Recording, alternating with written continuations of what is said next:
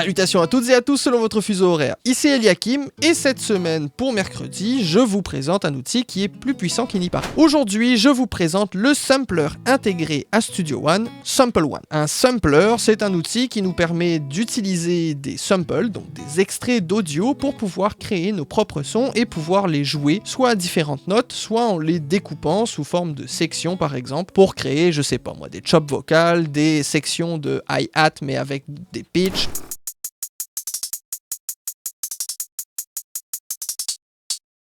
Les samplers sont particulièrement utilisés dans tout ce qui est pop et hip-hop, là où par exemple dans le rock c'est un peu moins utilisé, bien qu'aujourd'hui le sampler se démocratise dans pas mal tous les styles de musique. Dans Sample One, on peut bien évidemment stacker différents samples ensemble, donc avoir différentes couches de sons différentes pour créer notre sonorité unique.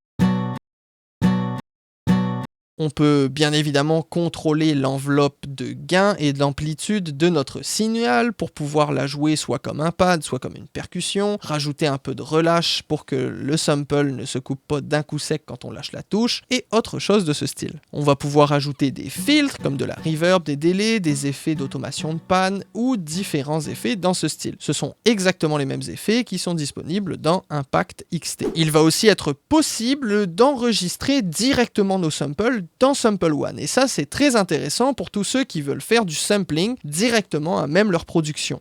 Il y a une section dans Studio One qui nous permet de cliquer dessus, de régler notre input et d'avoir notre micro prêt pour sampler directement à l'intérieur du logiciel.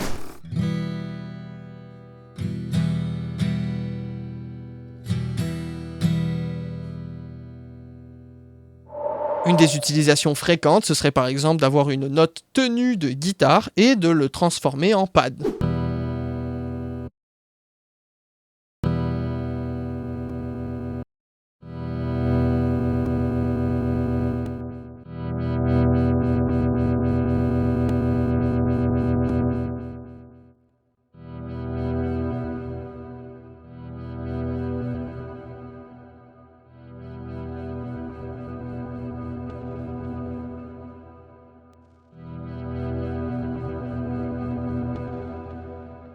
Bien évidemment, on peut, comme indiqué précédemment, réaliser ce qu'on appelle des chops, c'est-à-dire prendre un extrait audio, le découper en plusieurs sections, et ensuite rejouer les sections un petit peu dans l'ordre qu'on veut.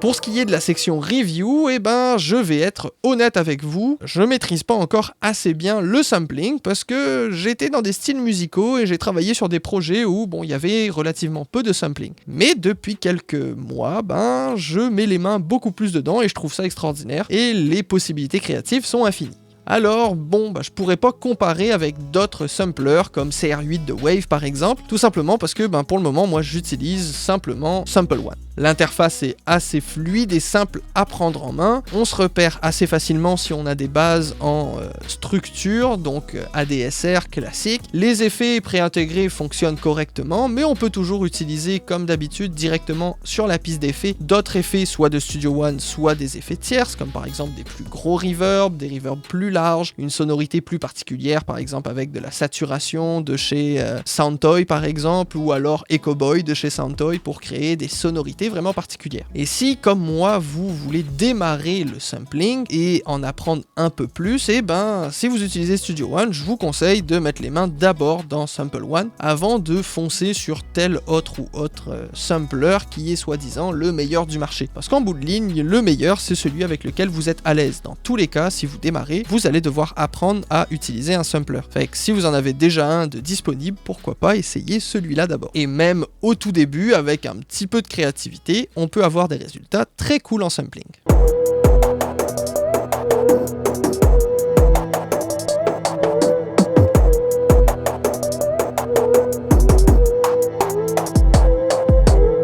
Et voilà, j'espère que vous avez aimé cette petite présentation. Si vous voulez en apprendre plus sur la production audio, n'hésitez pas à vous abonner juste en dessous et à activer la cloche. Retrouvez-moi aussi sur Instagram @cefaprod. Hâte de vous retrouver la semaine prochaine pour la présentation d'un instrument virtuel particulièrement cool pour les basses. C'était Eliakim pour CFA Productions, salutations à toutes et à tous selon votre fuseau horaire, ciao.